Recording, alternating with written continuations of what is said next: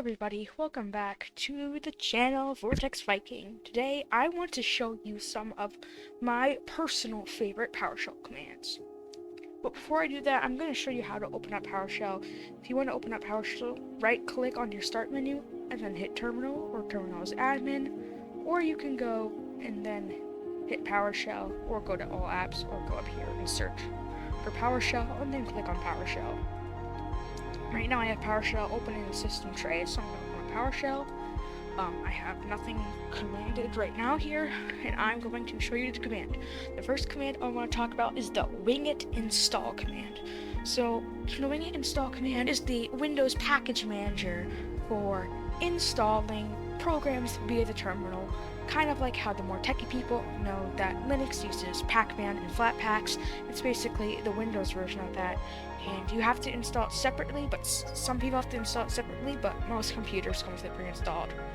So what you're going to want to do is you're going to type in winget install, and I'm going to be downloading Chrome Canary, which is a super unstable version of Chrome basically, and I'm going to copy and paste its package, which is google.chrome.canary. And so you're going to do that, you hit enter, and it's going to load up. It's going to say found the package, this version is licensed to you by its owner. It's going to give you all the details and all that, and it's going to start installing. And so it might take a little bit. It's only 109 megabytes, and it's already loaded almost half of it, so it might take a few minutes depending on how big the program is. And also you can see there's a progress loader up here. And I'll see you when it's done. Okay guys, so now it's starting to actually install the package, and it is verifying it, and it has verified it. So all we gotta do is just wait a little more. Okay, so now it is successfully installed. And what if you're like, well, I don't know what app to use, so I believe it's winget search, and then you type in the name of the app. For me, let's just do Vivaldi, for example.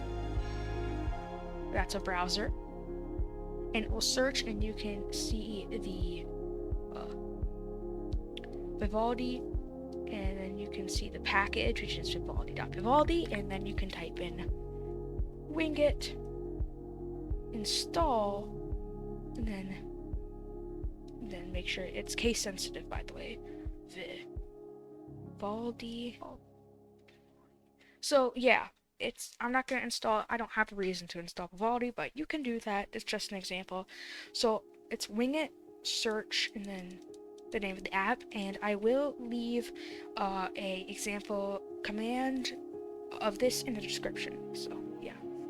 My next favorite command is clear, and what that does, it just clears everything in the terminal. It doesn't do anything really that affects anything you've done. It just like makes your screen clean again. So that's good thing to have if you're working in the terminal a lot, PowerShell. So the next command I'm going to talk about is probably a command no one knows.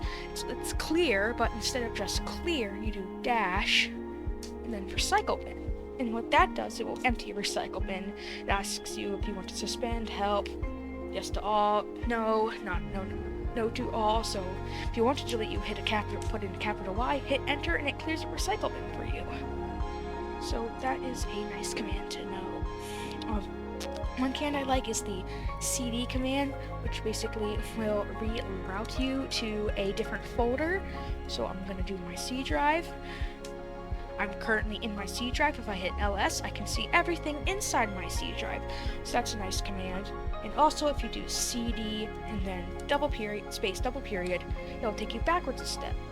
So I can't go any more backwards, but if I go to do cd HP, you have to have your /, so if it doesn't automatically fill, make sure to do that yourself.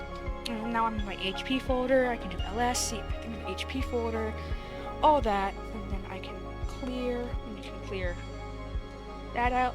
And now I'm just going to do the ls again, and now so yeah, that's cd command. It's very helpful if you're working in the terminal.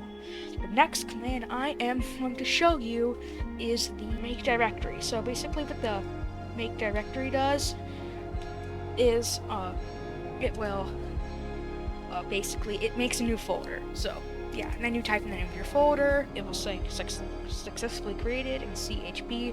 It's up here. So now I'm going to clear, and now I'm going to do list again, and subscribe is now in here. So yeah, then I can also then go and CD to my subscribe folder, and now I'm inside my subscribe folder. If I list it, there's nothing there. So the next command I'm going to show you is that I think is fun is the echo command. I'm just gonna clear this up to make this.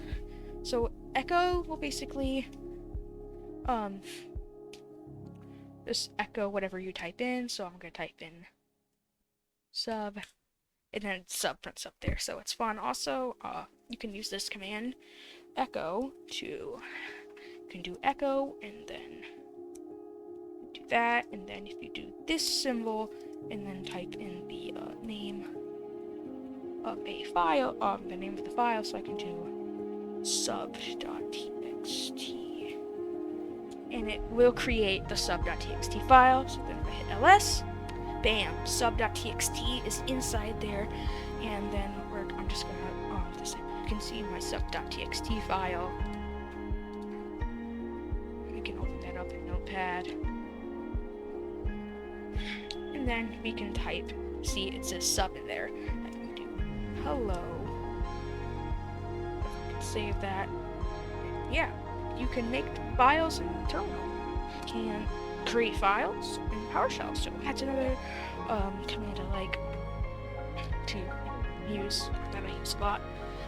Another command, I'm just going to backtrack before I can show you this. I'm going to remove my subscribe folder now. So what I'm going to do, I'm going to do mkdir, and then I'm going to do the name of the folder, which is subscribe. So it asks you if you want to confirm the deletion of the folder, uppercase Y. Okay, now it does that. Hit ls. You can see my subscribe folder I made isn't there, and also any files in there are going to be gone too. So yeah. Once again, we're going to go back to clear it, make it nice and clean. So yeah, those are some of my favorite PowerShell commands that I use a lot. So yeah, hope you enjoyed this video and got something out of it. Thanks for watching.